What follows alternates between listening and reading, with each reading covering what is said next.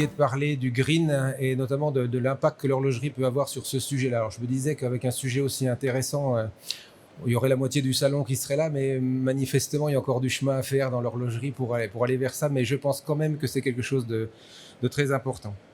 Alors je vais parler de l'horlogerie, mais également du luxe en général, parce que l'horlogerie est une partie du luxe. Mais moi, je me sens comme horloger, et cette foire-là qui est spécialisée là-dessus, mais je dirais aussi une foire très technique. Et donc, je vais parler alternativement des deux. Bien. Ça, c'est l'abstract qui était dans les revues. Globalement, je ne vais pas relire ça, mais ce que je pense, c'est que le luxe et l'horlogerie peuvent aller de deux manières, améliorer et alimenter le green, d'une manière directe à travers ces modes de fabrication et aussi de manière indirecte, notamment par rapport à des valeurs véhiculées, et ça c'est extrêmement important. Et puis ça peut même aller plus loin vers la stratégie d'entreprise. Et donc je vais essayer de détailler ça dans les slides qui suivent. Hier j'ai fait une conférence sur les aciers, notamment les aciers sans nickel, qui pour moi sont un développement intéressant pour le futur. Et qui correspondent également à des nouvelles attentes, à la fois du marché, du consommateur et puis des normes. Donc je pense que le green fait partie de tout cela, et ça correspond aussi à une grande attente des consommateurs, des normes, et puis de la globalité de la société dans laquelle nous vivons. Et le luxe, autant il y a de la puissance dans le green, ça je le ressens depuis toujours, mais je pense que dans le luxe, il y en a aussi beaucoup, et c'est de ça dont je vais parler dans la suite, sachant que moi, ce qu'on m'a appris depuis que je suis tout petit, c'est que quand on peut, on doit faire, et le luxe, je pense, peut y arriver, donc il doit y arriver. Alors, on ne va pas s'attarder sur des méchantes images, mais la situation, elle est déjà assez critique, et la Terre souffre, et l'homme commence à souffrir aussi. On a vu cet été tout ce qui s'est passé, donc ça, il n'y a pas de débat là-dessus. Sur le réchauffement, la part de l'homme, on ne sait pas trop, mais clairement, je pense qu'il y a des impacts. Par contre, sur la pollution, ça c'est sûr que ça ne vient pas de cycle millénaire. La pollution, c'est nous qui la créons, et c'est nous qui la vivons, et c'est nous qui allons la subir. Et donc, je pense qu'on doit absolument travailler sur ce sujet-là. Donc, la propreté de ce que nous touchons, de ce que nous respirons, de ce que nous buvons, de ce que nous mangeons, est quelque chose d'extrêmement important pour nous, mais pour tous ceux qui vont suivre. Alors, il est à peu près clair pour tout le monde, et à peu près admis qu'il va falloir changer. Et moi, je suis français, le changement, c'est quelque chose de compliqué chez nous. Et en général, quand on veut changer, on va aller interdire, on va aller mettre des réglementations, et ce qui arrive généralement, c'est ce genre de choses, et ça marche pas très très loin. Quand les gens on leur interdit tout. Quand ils vont dans la rue, c'est pas pour avoir moins de choses, sauf moins de taxes, mais c'est plutôt pour avoir plus d'argent, plus de produits, pouvoir acheter des choses qui viennent de loin et qui vont encore plus polluer. Donc je pense que c'est surtout pas la bonne démarche qu'on doit avoir. Et je voudrais qu'on reparte plutôt du problème. Je pense que c'est de là qu'il faut partir. Et le problème, en fait, c'est libérer l'homme de sa responsabilité environnementale. Et pour ça, il faut faire confiance aux hommes. Et moi, je fais confiance aux hommes parce que dans le passé, on a toujours eu des gens qui ont réussi à faire ça. Il y a eu Gutenberg qui nous a sorti et qui nous a libérés de l'obscurantisme en inventant l'imprimerie, ce qui nous a permis d'avoir une éducation à moindre prix, surtout pour beaucoup de gens. Ensuite, il y a James Watt qui a inventé la machine à vapeur et qui nous a libérés de la force servile, parce qu'avant, tous les gens étaient dans les champs. Thomas Edison sur la lumière, avec l'électricité, et plus récemment Steve Jobs avec le Macintosh et ainsi de suite, sur la créativité. Donc, on a toujours trouvé des solutions pour ça. Et je pense qu'aujourd'hui, il y en a plein, et on doit le faire, et l'horlogerie et le luxe ont un rôle à jouer là-dedans. Alors, ce que je voudrais plutôt, c'est proposer une nouvelle vision de cette écologie qui est souvent punitive et mal vue, à travers d'autres choses. Moi, je suis métallurgiste de formation, et je considère à peu près tout comme un système.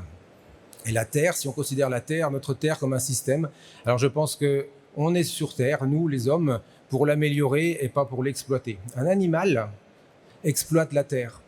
Il ne peut pas l'améliorer. Alors l'homme exploite la Terre aussi, des fois beaucoup plus, mais il peut l'améliorer. Il a cette possibilité-là. Et encore une fois, s'il peut, il doit le faire. Et puis la proposition de valeur, c'est pas profiter, mais c'est vivre intensément. Ça, c'est vraiment important. Alors je pense qu'on peut le faire, mais effectivement, il faut changer. Et on sait tous que sortir de notre zone de confort, c'est quelque chose de complexe. Alors on arrive tous à sortir un petit peu de cette zone de confort, mais la magie, là où les vrais changements se font, c'est quand on sort vraiment loin. Mais c'est compliqué. Alors comment on peut faire ça ? Et je pense que c'est là que l'horlogerie et le luxe est l'outil extrêmement adapté parce que c'est un outil qui est livré à l'envie. Quand on a un peu de moyens, quand on a réussi à accéder à tous ces moyens, à tous ces besoins de base, qu'est-ce qu'on veut? C'est du luxe. Donc c'est un moteur extrêmement puissant parce qu'il est basé sur ce que tout le monde veut. Personne ne veut des réglementations, mais une très belle montre, je connais énormément de gens qui en veulent une. Donc c'est un moteur qui est beaucoup plus puissant que le reste. On le fait pour soi, on le fait aussi pour les autres, pour le regard qu'ont les autres sur soi-même. Et donc ça aussi, c'est un moteur qui est extrêmement important. Je voulais, pour illustrer ça, parler d'un exemple qui m'a marqué quand j'étais petit. Quand j'étais petit, c'était une femme qui, digne de ce nom, elle avait un manteau de fourrure. C'était ce qui la caractérisait. Et donc, on a bien vu que c'était quelque chose qui n'allait pas dans la bonne direction et qu'on allait éliminer les espèces.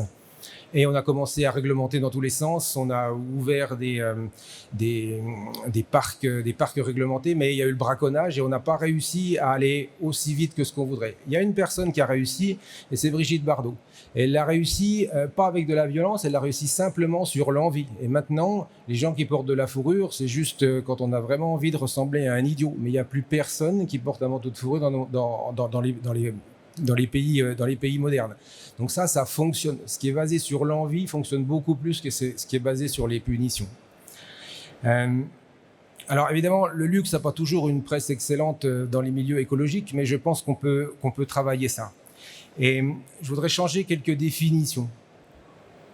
Le luxe, c'est un concept qui est objectivement inutile, mais qui est subjectivement indispensable. Je lisais cette revue-là, qui est éditée en Franche-Comté, disait le luxe a 10 000 ans. En fait, le luxe est aussi vieux que l'homme, parce que depuis que l'homme existe, l'homme a cherché à avoir des produits différents, des produits meilleurs, à se différencier, à se distinguer par des choses meilleures et plus belles. Donc c'est quelque chose qu'on a. Le luxe, c'est un objet de reconnaissance pour soi et pour les autres, et à ce titre, il doit être absolument exemplaire. Et plus qu'ailleurs, le produit est le process. C'est pour ça que j'ai décidé de faire cette intervention ici, parce qu'ici, sur cette foire-là, on est totalement dans le process de l'horlogerie. On est au cœur de ça. Donc, ce luxe, cette horlogerie, il exprime notre envie, il exprime qui on est. Et donc, je dirais vraiment, dans cette fois-là, l'habit fait le moine. Donc, c'est vraiment ce qu'il faut retenir.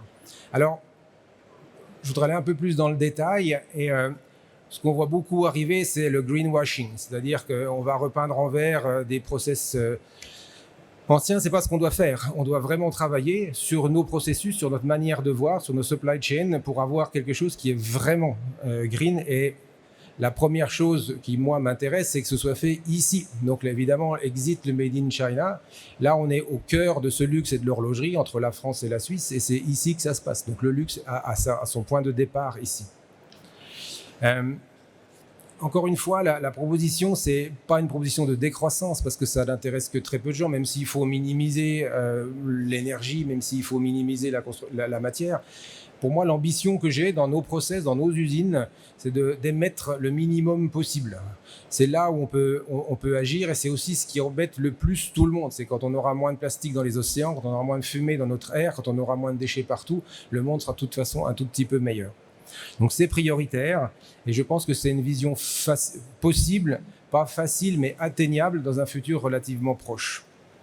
Et donc la nouvelle définition du luxe à travers ça, ce serait de dire que ce sont des objets, des modes de vie responsables et stylés qui rendent ceux qui les portent, ceux qui les ont exemplaires. À partir de ce moment-là, si on arrive à créer ce lien, eh bien porter un objet de luxe sera un vecteur de green.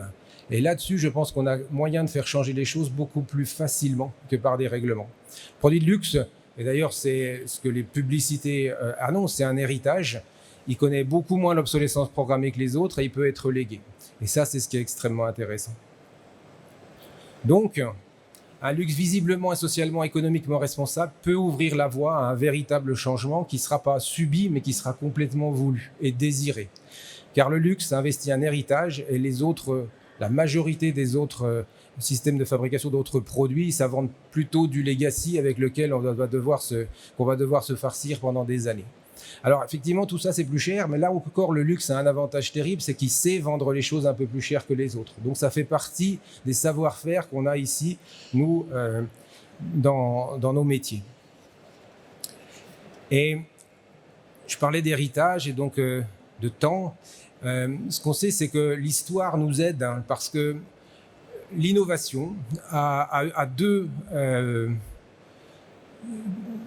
origines. Une première, c'est les guerres. On ne va pas se souhaiter ça, mais c'est vrai que pendant les guerres, il y a des avancées technologiques. Et puis l'autre, c'est le luxe. L'innovation, c'est améliorer la condition humaine.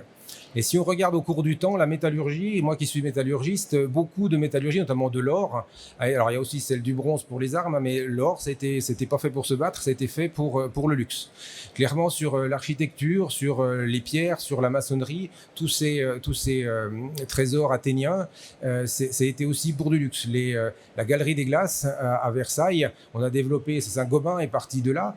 On a développé des technologies. Alors ça, c'était pas très green avec le mercure, mais c'est parti de là. D'ailleurs, c'est sous Colbert que ça s'est fait. Le comité français pour le luxe s'appelle le comité Colbert.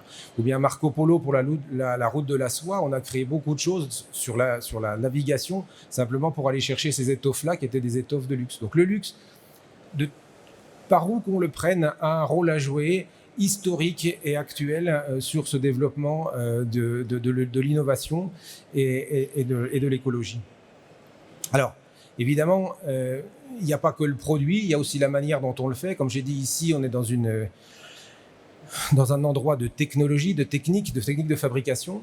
Alors, là aussi, je pense qu'on peut faire des avancées. Je vais parler un peu de nous, cette fois, Alliance. On a été créé pour justement avoir accès à des technologies différentes qui sont basées sur les procédés formatifs. C'est-à-dire qu'on va aller mettre en forme la matière en la faisant pousser autour de ses trous, comme un légume ou comme un arbre. Puis les procédés additifs aussi, qui sont ceux qu'on fabrique ici. C'est vrai que dans l'horlogerie, il y a encore beaucoup d'usinages qui sont, je suis désolé, mais un peu l'âge de pierre, c'est-à-dire qu'on va prendre une grosse barre et on va les tailler dedans. Je pense qu'on peut aller vers, d'ailleurs il y a une croissance forte de ce type de technologie, faire mettre la pièce en forme avec la bonne quantité de matière, surtout la bonne quantité d'énergie et des rejets complètement minimisés. Une autre chose qu'on peut faire, qu'on voit se développer par exemple, c'est de remplacer un métal basique avec de la galvanoplastie, un métal basique comme le laiton qui contient du plomb, par un inox et un défaut physique qui sont beaucoup plus propres et beaucoup plus durables. Et puis surtout dans l'horlogerie, là je vais revenir vraiment à l'horlogerie qui est notre cœur de métier. Chez nous, cette montre que j'ai au poignet, l'énergie elle est complètement renouvelable, hein, c'est la mienne, et tant que je suis vivant, la montre elle tourne. Donc là, par rapport à un produit comme une smartwatch par exemple, on a un véritable impact green direct. Ça c'est extrêmement important et je ne sais pas si c'est quelque chose qui est vu à la valeur où ça doit être vu. Alors en termes de processus de fabrication, ce que nous on développe à Alliance depuis maintenant quelques années, c'est de regarder, de voir tout à travers le prisme du gaspillage. Donc on a une démarche Lean qui est le gaspillage à tous les niveaux. Par contre, on a aussi les gaspillages directement liés au green. Et ça, on en a recensé 7. Il y a les gaspillages qui sont liés à la consommation, donc il y a tout ce qui est matière, eau, gaz et énergie.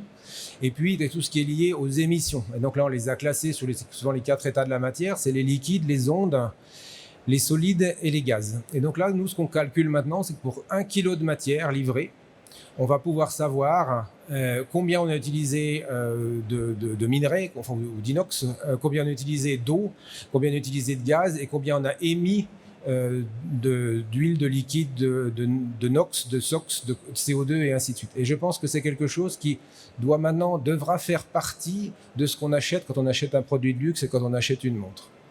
Là, plus détaillé, c'est exactement la même chose, mais opération par opération. Et donc, je pense que ça devrait faire partie de n'importe quel produit, comme quand on achète une voiture, et ben on va regarder ce qu'elle émet, on va regarder ce qu'elle consomme, pareil pour un appartement. Donc, le luxe doit, à mon sens, aller vers cette démarche-là. Et puis, si on va encore plus loin, je vous dis tout à l'heure qu'on avait une démarche Lean depuis longtemps. Cette démarche Lean, elle est axée sur la diminution des gaspillages. Alors, les gaspillages, c'est tout un tas de choses dans l'entreprise, mais quand on associe tout cela, on se rend compte que le Lean et le Green sont extrêmement liés, et c'est devenu d'ailleurs la stratégie globale de l'entreprise Alliance. Quelque part, ce qu'on sait, c'est qu'à chaque fois, on va travailler notre qualité, parce qu'à chaque fois qu'on fait un produit de mauvaise qualité, eh bien, on a utilisé de la ressource, de l'énergie, et on a émis pour faire quelque chose qui ne sera pas utilisé par un client. Donc, travailler sur la qualité, Dieu sait que l'horlogerie sait le faire, eh bien, c'est quelque chose qui est éco-responsable. Sur les stocks, alors l'horlogerie est un petit peu moins bonne là-dessus.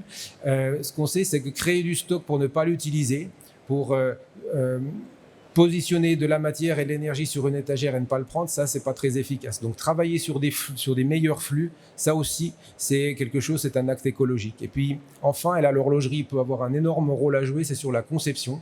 Parce que sur la conception, quand on conçoit un bon produit, eh bien, il est toujours beaucoup plus économe en tout, pendant sa fabrication, pendant sa phase de réalisation, mais aussi pendant sa fin de vie.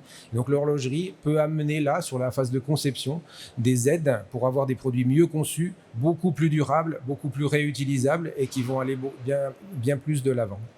Et puis pour finir, je pense que une partie d'entre nous a envie de laisser sa marque, et je pense qu'à travers le luxe, on peut à la fois laisser sa marque, mais on peut ne pas laisser d'empreinte, parce que laisser une empreinte, ça c'est mal, par contre laisser sa marque, ça c'est bien. Voilà un petit peu ce que je voulais partager avec vous, et si j'avais une demande à faire, je vais aller voir les gens du salon, c'est qu'il faudrait à mon avis rebaptiser ce salon, notamment le salon effectivement de... Donc oui, marquer sa trace sans laisser d'empreinte, moi je pense que c'est un défi pour tout le monde. Et à travers ce salon, je pense que c'est le salon de l'horlogerie et des microtechniques, mais ça devrait être le salon de l'horlogerie et des microtechniques green. Et là, je pense que ça change tout. Donc mon vœu le plus cher, c'est qu'on aille plus tous vers là, parce que là on pourra vraiment amener quelque chose de différent. Et comme on peut le faire, encore une fois, on doit le faire.